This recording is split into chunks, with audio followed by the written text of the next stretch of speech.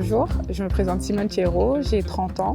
Je suis ancienne handballeuse professionnelle et j'ai arrêté ma carrière il y a 6 ans. On va sur le gymnase Jean Moulin où je m'entraînais quand j'ai commencé le handball à 10 ans. Ma grand-mère elle voulait que tous ses enfants fassent un sport et moi j'ai choisi le handball parce qu'il y avait un de mes oncles qui faisait du hand. Moi j'en avais jamais vu à la télé, j'en avais jamais fait à l'école donc c'était vraiment par hasard. Il m'a inscrit et j'y suis allée et j'ai accroché. C'est vrai que c'est un accomplissement parce que j'ai fait on va dire toutes les étapes, donc sport-études, centre de formation, j'étais en équipe de France jeune aussi.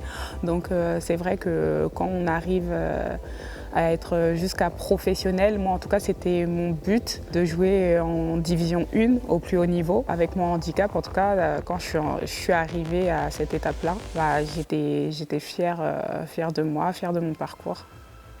Au niveau de fréquence d'entraînement, on s'entraînait à peu près 3 fois par semaine. C'est vrai que j'ai tout de suite accroché. Je ratais jamais un entraînement, clairement. Je ratais jamais un entraînement, j'y allais tout le temps. En plus, il faut savoir, le club où j'ai commencé, c'est Massy Essonne Handball. C'est un club vraiment formateur pour les garçons. J'avais jamais fait de sport avant et là, on m'a inscrit à un sport. J'ai vraiment pris du plaisir en fait. Un moment fort, quand même, je pense que ça reste quand même le championnat du monde. Quand on m'a appelée pour aller au championnat du monde au Danemark en 2015, je pense que c'est là où tout a basculé, on va dire, dans ma carrière. Je me retrouve un peu exposée à faire mes premières interviews dans l'équipe. Par la suite, j'ai été repérée par un agent pour aller jouer à l'étranger. Enfin, ça reste vraiment un moment fort de ma carrière.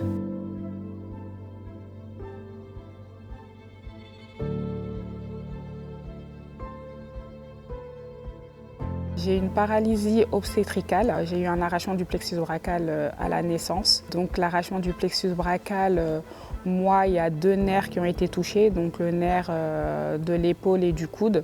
Donc j'ai pas du tout de rotation sur l'extérieur. Par rapport à mon handicap, en fait, moi je l'ai jamais révélé dans le monde du sport, même si ça se voyait beaucoup, tout le monde savait que j'avais un problème sur le bras. J'ai jamais parlé de handicap clairement. Personne ne pouvait se douter que c'est un handicap et en plus dans la conscience des gens, un handicap, voilà, c'est les personnes en fauteuil roulant, voilà, c'est des choses qui se voient. Les gens ne connaissent pas trop le handicap invisible. Donc c'est là le fameux gymnase où tout a commencé pour moi. C'est là où tu as commencé à t'entraîner? Ouais, c'est là. J'ai tous mes entraînements, donc 3 entraînements semaine et tous les matchs en général. J'ai jamais vraiment ressenti le besoin d'en parler plus que ça. C'est vrai que je faisais ma vie comme tout le monde. Je voulais pas que ça se voit plus que ça ou qu'on me regarde plus que ça parce que c'est vrai que là, dernièrement, depuis que j'ai révélé mon handicap, il y a des gens qui disent « Ah oui, en fait, ça se voit » parce qu'en fait, maintenant, les gens, ils sont focalisés sur mon bras alors qu'avant, les gens, ils regardaient pas plus que ça. J'ai rencontré d'autres personnes en situation de handicap dans le sport qui n'ont pas pu percer dans le handball. Donc, toutes ces petites choses-là ont fait que moi, je voulais pas en parler plus que ça. Je voulais pas non plus que ça freine ma carrière de savoir que j'avais un handicap. Dans le livre, je parle de la santé mentale et la santé physique du handicap avec d'autres témoignages de personnes en situation de handicap jusqu'à avoir plusieurs opérations sur un membre qui en devient handicapant. Ensuite, sur la santé mentale, c'est vraiment toutes les choses qui ne sont pas mises en place qui peuvent nous toucher psychologiquement. Tout ce qui est coach mental, c'est vrai que c'est maintenant que les équipes commencent à intégrer ça. Mais moi, quand j'étais dans mes équipes pro, on n'avait pas tout ça, quoi. Ça a été difficile d'avoir arrêté ma carrière. Ça a été, on va dire, sur un coup de tête parce que j'étais en Allemagne, je faisais que du handball. Je commençais à avoir beaucoup de douleurs. En fait, c'était même pas du côté de mon bras droit que j'avais mal, c'est surtout j'ai compensé pendant toute ma carrière sur le côté gauche, donc je commençais à avoir énormément de problèmes sur le côté gauche. J'en avais marre d'avoir des douleurs, donc j'ai vraiment arrêté comme ça du jour au lendemain. Et je ne m'étais pas dit non plus que le haut niveau c'était fini, c'est juste j'ai arrêté, je suis partie de l'Allemagne, je suis rentrée chez moi. À la base, à ce moment-là, je ne m'étais pas dit que c'était totalement fini. Mais je n'avais pas préparé de reconversion. Je suis vraiment partie comme ça du jour au lendemain. Et c'est vrai qu'après, je n'ai pas eu le manque du handball. Je ne me suis pas dit « Oh là là, ça me manque, pourquoi j'ai arrêté ?» Non, j'étais plus soulagée qu'autre chose. C'est en sortant de là où j'ai commencé à voir qu'il y a plein de choses qui n'allaient pas. Je le voyais pendant ma carrière, mais on est tellement focus que sur le sport, qu'on fait abstraction du reste. Donc c'est quand je suis sortie de là, je me suis dit ah ouais, ça allait pas, ça allait pas. Il y avait trop de choses qui allaient pas en fait. Je me suis faite ma petite place. Après, j'avais des bons entraîneurs. J'ai eu de la chance à l'âge de 10 ans d'avoir des entraîneurs professionnels. Le fait qu'ils ont cru en moi, les entraîneurs de Massy, c'est ça qui m'a poussée vers le haut niveau. Je pense que chez tous les athlètes, les JO, c'est la consécration. Tout le monde a envie de faire les JO. Après, dans mon cas, moi, j'ai choisi le sport, le handball. Quand j'ai commencé à l'âge de 10 ans, donc il y a 20 ans maintenant, un peu plus de 20 ans, c'est vrai que le handisport pour le handball adapté, ça n'existait pas du tout. Aujourd'hui, c'est vrai que le handball adapté, ça commence à arriver, enfin ça existe, pour le handball fauteuil, pour le handball sourd, mais il n'y a toujours rien pour le handicap invisible. Donc déjà, ça serait bien qu'ils commencent à faire une équipe pour le handicap invisible. Et après, oui, pourquoi pas aller chercher les grandes compétitions comme les Paralympiques. Ça peut être un très très beau projet en France. Et après, je ne sais pas si ça a commencé à l'étranger pour les handicaps invisibles en tout cas, mais ça peut être bien de mettre ça en place. Les gens, quand ils apprennent que tu es en situation de handicap, ils sont un peu plus gentils. Ils sont un peu plus gentils, sachant que j'ai eu beaucoup de critiques pendant ma carrière.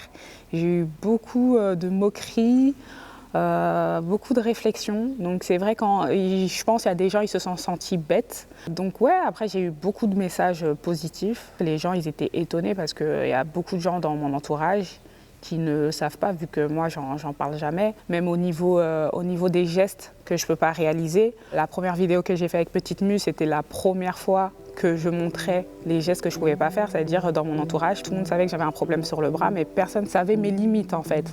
Donc c'est vrai que quand j'ai révélé ça, les gens ils étaient étonnés, ils étaient choqués de voir que je suis auprès d'eux tous les jours et qu'ils ne savaient pas tout ça sur ma vie.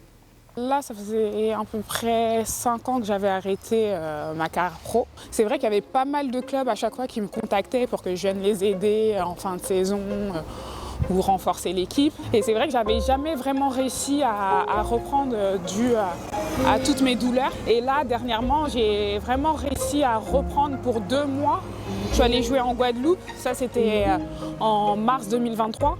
Donc j'y suis restée 2 mois pour la fin de saison. Donc là, j'avais vraiment repris un bon petit niveau. J'avais continué à faire les allers-retours en Guadeloupe. Donc en novembre, j'y suis retournée pour une compétition.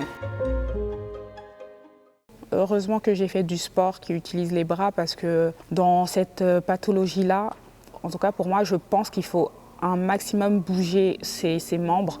Sinon, le muscle s'atrophie et ça, c'est vraiment pas bon parce que moi, mon handicap se voyait beaucoup plus quand j'étais jeune en fait. Ça se voyait beaucoup plus. J'arrivais pas à serrer la main d'une personne pour dire bonjour, mettre mon sac à dos, je pouvais pas. Je gardais le sac à dos sur une épaule. Faire des mouvements, ça m'a fait prendre de la force. Il y a des mouvements qu'aujourd'hui je peux faire qu'avant je pouvais pas du tout faire. Donc voilà, en fait, il faut vraiment pas laisser la main dans une poche comme j'ai pu le faire quand j'étais beaucoup plus petite pour reposer mon bras. Mais même en plus sur le bras droit, j'ai une hypersensibilité aussi. Le fait d'avoir fait du hand, je me suis habituée qu'on touche mon bras et aujourd'hui ça va beaucoup mieux à ce niveau-là. Après c'est vrai que moi j'ai fait du sport intensif donc c'est pas très bon non plus pour la santé parce que avec tous les problèmes que j'ai aujourd'hui sur le côté gauche. Mais je pense pour toutes les personnes qui ont un problème au plexus brachial, qui ont un arrachement du plexus brachial, il faut vraiment toujours travailler son bras. Les jeunes qui veulent faire du sport, moi je pense qu'il faut vraiment y aller, il ne faut pas se dire non, je ne peux pas faire du sport. Pour les personnes en situation de handicap, aujourd'hui les choses avancent, ça avance doucement mais ça avance quand même. Il commence à avoir de plus en plus de sports adaptés. Donc moi par rapport au handball, oui, j'aimerais bien qu'il y ait des équipes qui sont adaptées au handicap invisible parce que moi c'est vrai que dans mon cas c'était très intensif et il n'y avait pas forcément d'adaptation par rapport à ma pathologie. Il faut foncer, il faut être dans la communication aussi, ne pas avoir peur de parler de son handicap. Et je pense que c'est nous, les premiers acteurs, qui feront avancer les choses. Donc il faut vraiment pas être dans le déni, il faut assumer son handicap et faire comprendre qu'on est comme tout le monde et on peut y arriver comme tout le monde. Je pense que notre voix, elle compte. et montrer à toutes les personnes valides que voilà, on peut réussir et nous ne sommes pas des freins pour un club, pour une équipe ou même dans une entreprise.